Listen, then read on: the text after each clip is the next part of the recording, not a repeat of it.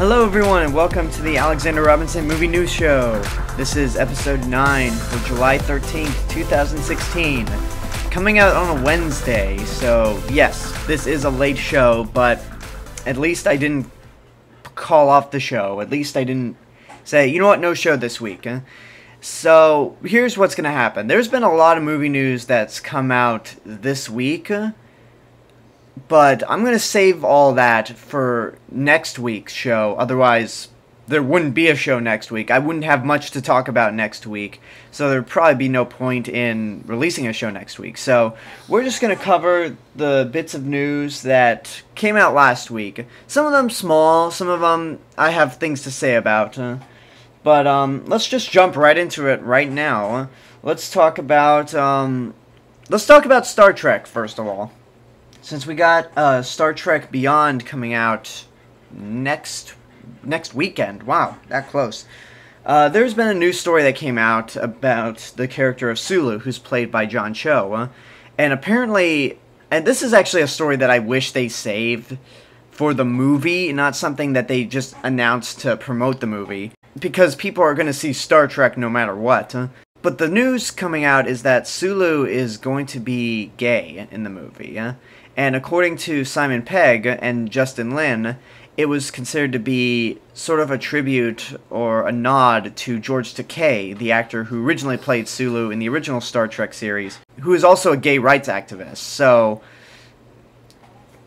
and then George Takei responded, and it wasn't really the response that Simon Pegg and company were expecting, but this story comes from The Hollywood Reporter, and the headline says, George Takei reacts to gay Sulu news. Quote, I think it's really unfortunate. Closed quote. What he said before that is, I'm delighted that there's a gay character. Unfortunately, it's a twisting of Gene Roddenberry's creation, to which he put so much thought. And then a couple days later, Simon Pegg said that he respectfully disagrees on how George Takei feels about gay Sulu. In an interview with The Guardian, he said, quote, I have huge love and respect for George Takei. His heart, courage, and humor are an inspiration. However, with regards to his thoughts on our Sulu, I must respectfully disagree with him. He's right, it is unfortunate. It's unfortunate that the screen version of the most inclusive, tolerant universe in science fiction hasn't featured an LGBT character until now. We could have introduced a new gay character, but he or she would have been primarily defined by their sexuality, seen as the gay character, rather than simply for who they are. And isn't that tokenism? So I get what Simon Pegg is trying to do, and I love Simon Pegg. I love his work as a writer for the Cornetto trilogy, and just as an actor overall. I think he's a really talented guy. But I'm actually more on George Takei's side, and here's my personal stance on the whole gay Sulu thing. And it's kind of middle of the road for me. I mean, I'm more on George Takei's side, and the reason I'm on George Takei's side mostly is because you take this straight character that was played by a gay actor, and you decide to make him gay in this new rebooted series. It does kind of go against what the original series has established, and I'm also not one for turning an established character gay just to pander to the audiences. For example, when Captain America Civil War came out, there was that whole hashtag of Captain America needs a boyfriend, when Twitter was trying to get Captain America and Bucky Barnes to basically be a gay couple. Nobody wants to see that because that goes against the character of Steve Rogers. Now, if they were to make another character with the Captain America name, but not Steve Rogers, and make him gay, that's totally fine. And somehow I imagine they might do that in the comics down the line. But when you take an established character that's been around for decades, you can't really just change their sexual orientation to fit in with what's going on today. Now, let's take an example where you can do that. Let's take a look at Star Wars. When Star Wars The Force Awakens came out, people were speculating that Finn and mainly Poe Dameron were gay. That's a little more acceptable because these are still brand new characters. If it was revealed down the line that they were gay, then hey, that's totally fine. That's awesome. And now here's where I come in defense for the gay Sulu to an extent. This new Star Trek series, right from the opening scene of J.J. Abrams' first movie, established that this is an alternate continuity. For example, Jim Kirk's father died, which is something that didn't happen in the original series. Kirk's father lived to see Kirk become the captain of the Enterprise in the original series. Khan is a different character overall. I mean, say what you want about Star Trek Into Darkness, but in the original series, Khan was Indian, I believe.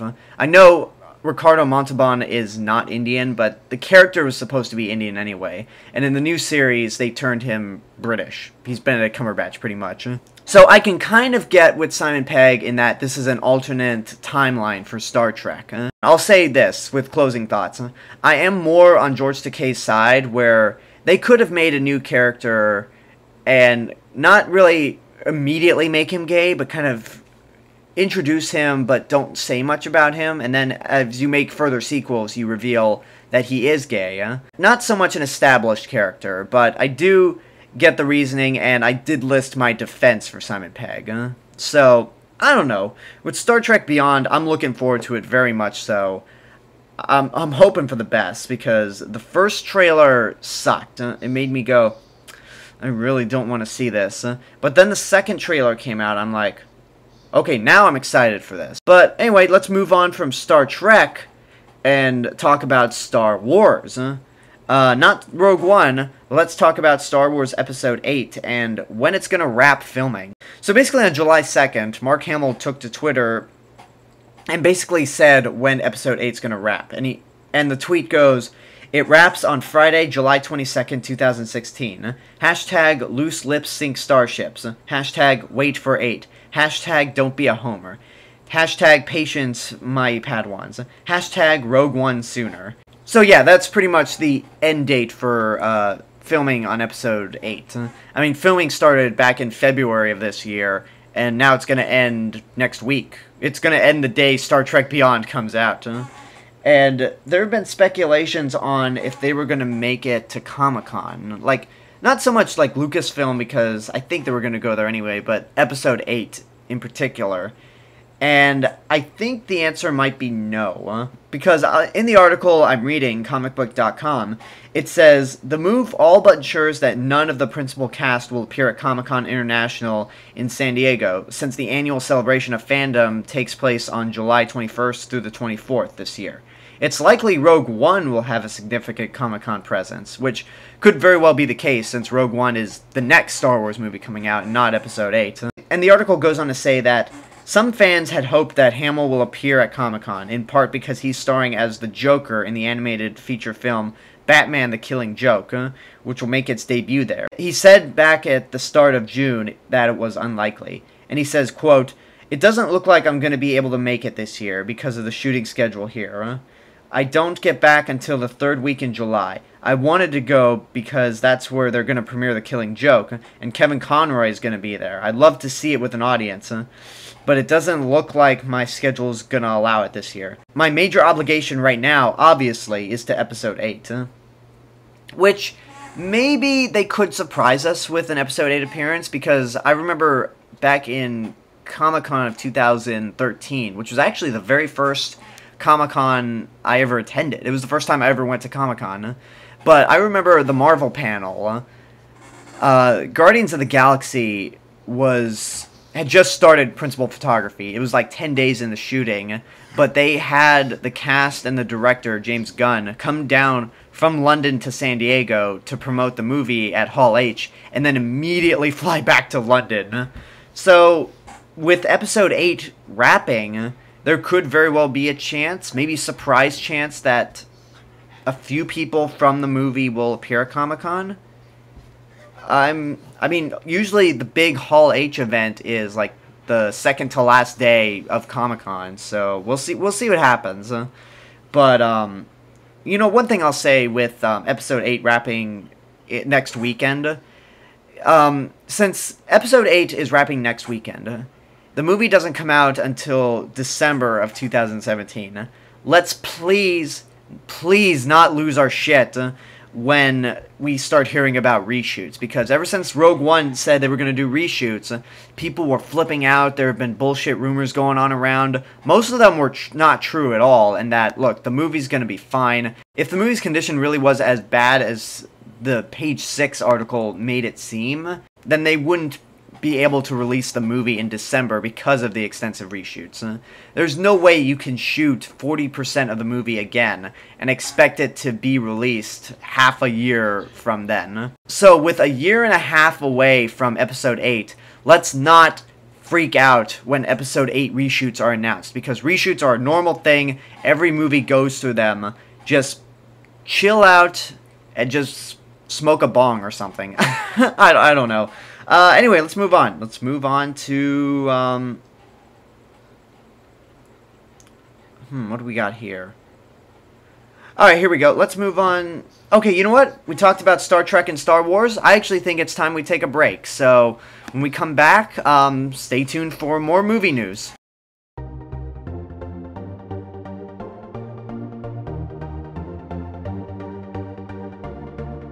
Love what I'm doing on this channel? Love watching movie reviews, let's plays, or podcasts? Want to help the channel grow even further? Then you can go over to patreon.com/TheRealMrRobinson and give out a monthly donation, and you'll help the channel grow. In return, you'll get special rewards such as access to retro reviews, let's plays, and podcasts before anyone else does. And if you don't want to donate or can't donate, then hey, that's perfectly awesome. You get awesome content regardless. But the really cool thing is, you can donate maybe as little as a penny. You can donate a penny a month if you want. So, I mean, any little bit will do, and your support is greatly appreciated. So again, that's patreon.com/TheRealMrRobinson. Go over there and donate, help this channel grow. Again, patreon.com/TheRealMrRobinson.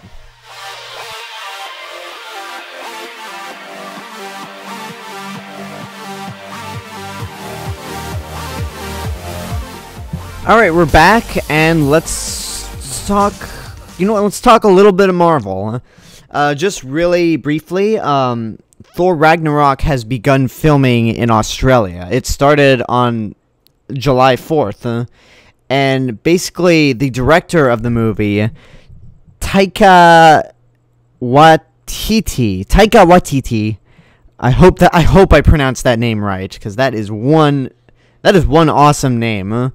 But, anyway, he basically tweeted out a bunch of, production chairs, for important people on the movie, and that's pretty much it. There's not much else to say. But staying in the Marvel realm, let's talk about Spider-Man, which, once again, has added a new cast member. It seems like this movie's just gonna start adding new people every now and then. Like, they're already filming. They're probably gonna add a cast member once they wrap. I don't know. I remember Guardians of the Galaxy kind of did the same thing. It'll be fine.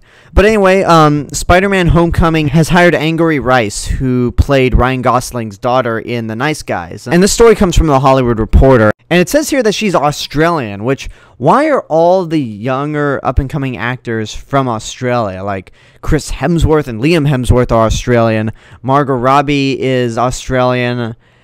I mean, I'm not complaining, but anyway, this story comes from The Hollywood Reporter, and it says, Angourie Rice, who recently had a breakout performance in buddy cop movie The Nice Guys opposite Ryan Gosling and Russell Crowe, has been cast in Marvel and Sony's Spider-Man Homecoming. Character details for Rice have been kept under wraps, as has been the case for many of the roles in the film, which is currently shooting in Atlanta. Marvel and Sony have no comment on Rice's casting. So, a lot of people have been speculating that she's going to be Gwen Stacy. So, that could be a possibility, but I just hope they don't make it, like, the love interest, because if I'm going to be real, like, I know Gwen Stacy is a key moment for Spider-Man's life, but let's take a look at the actors. Tom Holland turned 20 years old this year. Angourie Rice is 15 years old. She's still a minor, so you can't really have the love story of Peter Parker and Gwen Stacy, like, right now. And, I mean, if she is, assuming that she is playing Gwen Stacy, But again, it's hard to tell what they're going to do. But if you saw The Nice Guys, you know that this girl is really talented. She really stood out in that movie. I mean, Ryan Gosling and Russell Crowe were awesome, but she was just as good as those two. So I'm excited for this. I'm really excited for Spider-Man Homecoming. I've actually been excited since seeing Spider-Man in Civil War. Because before then, I was like, okay, Marvel's doing another Spider-Man movie. That's good, I guess, but I'm just tired of Spider-Man. I'm tired of these Spider-Man movies. That's why I'm more interested in like stuff like Doctor Strange or Black Panther or Captain Marvel, because they're new. But after seeing how much ass Tom Holland kicked in Captain America Civil War, that made me completely change my opinion. I'm like, okay, you nailed Spider-Man in Civil War. I'm excited to see this new Spider-Man movie where he's the main focus. So let's do it. So I'm excited for this. Spider-Man Homecoming comes out July 7th, 2017. Alright, last story. And this is kind of a weird one. It's about the Assassin's Creed movie, and the story comes from IGN.com. And the headline basically says, Assassin's Creed movie won't earn much money, says Ubisoft. Let's wrap our heads around the fact that the game developer that is responsible for the Assassin's Creed franchise is looking at this movie that's promoting their game and go, yeah, it's not going to do very well. It's probably going to bomb or whatever. So that's really discouraging, but here's what the European head of Ubisoft, Alain Court, said. Quote, "We are not going to earn a lot of money from it." And that's pretty much what she said. The article goes on to say that instead of seeing the film as a profit generator, Ubisoft is looking at Assassin's Creed, the movie, as an opportunity to promote its popular video game franchise, with Core noting that, quote, "It is a lot more a marketing thing and also good for the image of the brand," which that's not, I don't think that's how things work. If you want the image of your brand to be good, then you gotta hope that something promoting that is good. Otherwise, it's gonna make your brand stink. Like, for example, let's look at... No, I'm not gonna bring up this example. You know what? There's no other example I can bring up. I said I would never talk about this, but let's look at Michael Bay's Transformers. Sure, they make a shit ton of money for some weird reason. I'm looking at you, China. I mean, I know you love your giant robots, but come on, like some better movies. But when you look at the Transformers movies by Michael Bay, they are terrible. They are absolutely dreadful, unbearable to watch. You want to do nothing but take a hot knife, stick it in both your eyeballs, and just scoop them out. Assuming you don't stab the eyeballs already, but that's beside the point. Even though those movies are really successful, the fact that they are the most popular things in the Transformers lore, according to the mainstream, it makes the brand as a whole look like dog shit. And let's take in for Assassin's Creed, if they say the movie's probably not going to make that much money, then how does that make your brand noticeable at all? If people don't go see the movie and it bombs, how many new people are you going to get to play your games? That's not really good at all, because usually when something's really good for me, I'm sort of interested in what came before it. For example, when the Avengers came out, I actually went through a phase where I started collecting comic books. Like, not a lot, but just like a few. It was actually both the Avengers and the Dark Knight Rises. I collected the Death of Spider-Man series from the Ultimate Universe. I collected Iron Man Extremis, Captain America Winter Soldier, and then when Dark Knight Rises came out, I picked up The Dark Knight Returns and Nightfall, which are the only two DC comics that I own. So I really did go through a phase where I bought comic books and actually read them. And going back to the Avengers, after seeing the Avengers, I went on a giant Joss Whedon marathon. I watched all of Firefly. I continue to watch Buffy the Vampire Slayer and Angel. So yeah, bottom line, if something's really successful and you like it, if audiences like it, some of them are probably going to go check out the thing that came before it. But if it's not good or just goes under the radar and bombs, is anybody really going to go check out the games? I mean, the only reason I'm ever curious to play an Assassin's Creed game at all is because my friends are gamers, and I was introduced to the first Assassin's Creed game through my best friend, and it looked really cool. I'd really like to give it a shot one day, and since that game's been out for some time, I could probably get it for cheap. But this is just not the right thing to say, to have little faith in something that is supposed to market your own thing. I don't know. I mean, I'll see the movie when it comes out, because given the caliber of cast, Michael Fassbender and Marion Cotillard, it has a higher chance of being the best video game movie out there than most. But we still have yet to be proven on a good video game movie. So that pretty much does it for the news. Now let's get into the Blu-ray releases of this week. And this week we have some real good releases of movies that came out this year. First up, we have Green Room, starring Anton Yelchin and Patrick Stewart. Rest in peace, Anton Yelchin. But basically, it's a movie. I actually haven't seen this myself. But going by the plot synopsis, it sounds like a horror show to me. I mean, I think it's probably more thriller and not horror. But basically, it's about a punk band who find themselves attacked by neo-Nazis after witnessing a murder. So that sounds really horrifying, but I've heard that it's fascinating and in the best way possible. I mean, it premiered at Cannes last year, and it's distributed by A24, which is a distribution company that seems to be doing a lot of good stuff. Like Ex Machina, one of my absolute favorite movies of last year. They released that. So I really want to see this. I definitely want to see Green Room before the end of the year, because I feel like this is one of those movies that I might have to see in order to make a top 10 list. But moving on, we also have, where is it? I saw it. Oh, you know what? Let's just get this bullshit out of the way. We have the third Divergent movie out there, Allegiant, which I have not seen one Divergent movie at all. I just have no interest in it. The young adult genre as a whole just makes me yawn, especially after the Hunger Games finale, which was total bullshit in my opinion.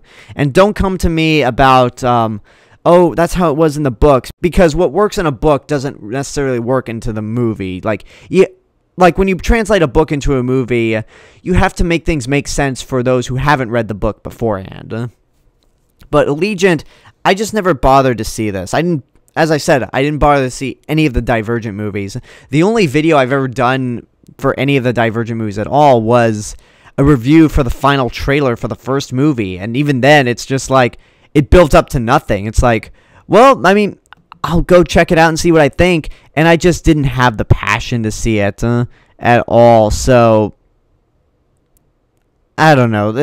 I'm glad this genre is kind of dying down, because they're all the same. But moving on, Everybody Wants Some, the latest film from writer-director Richard Linklater, and is one of my favorite movies of this year, next to Captain America Civil War. I've reviewed this movie on my channel, but basically what I love about Everybody Wants Some, and Richard Linklater as a whole, is that his movies feel very real. I mean, sure, there is not much of a plot. It's basically a bunch of college dudes hanging out, partying, fucking, just having a great time overall. But because the movie and Linklater's direction feels so real and authentic, you just kind of immerse yourself into it, and you feel like you're with those guys, and you're having a grand old time. Now, take something like an Adam Sandler movie, Grown Ups or Grown Ups 2, which have no plot at all. Everything feels so fake that you're just like, why am I wasting my time with this bullshit? These people are so fake, and yeah, fuck those movies. But Everybody Wants Some. I love this movie. In fact, with this Blu-ray, I've been going on a crazy hunting spree, like checking a bunch of stores to see if I can find it, because I had to work like early morning, which is why this podcast is coming up as late as it is, because I had 2 early morning shifts, Monday and Tuesday. And after I got off work yesterday, I went to Best Buy and I went to the Best Buy near my house to try and find Everybody Wants Some. Every Blu-ray copy was gone, and when I saw the little tag, it said $17.99. Then I went up to the Target upstairs, and they had Everybody Wants Some on Blu-ray, but it was $24.99. I'm like, okay, I don't want to pay extra for this movie. I mean, I love it, but I would rather wait till Best Buy gets them back in stock and then go pay the money for it because they'll probably be cheaper. So I'm going on like a crazy Blu-ray hunt for Everybody Wants Some. But anyway, moving on. Really briefly, we'll have the Criterion release of the week, which is Carnival of Souls from 1962.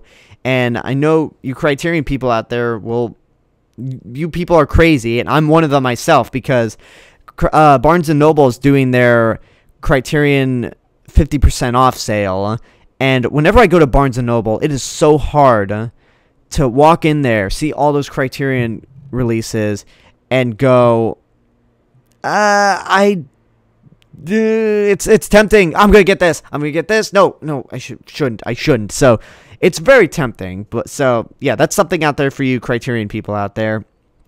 And lastly, not much else, but there are some interesting reissues of Blu-rays of Universal movies.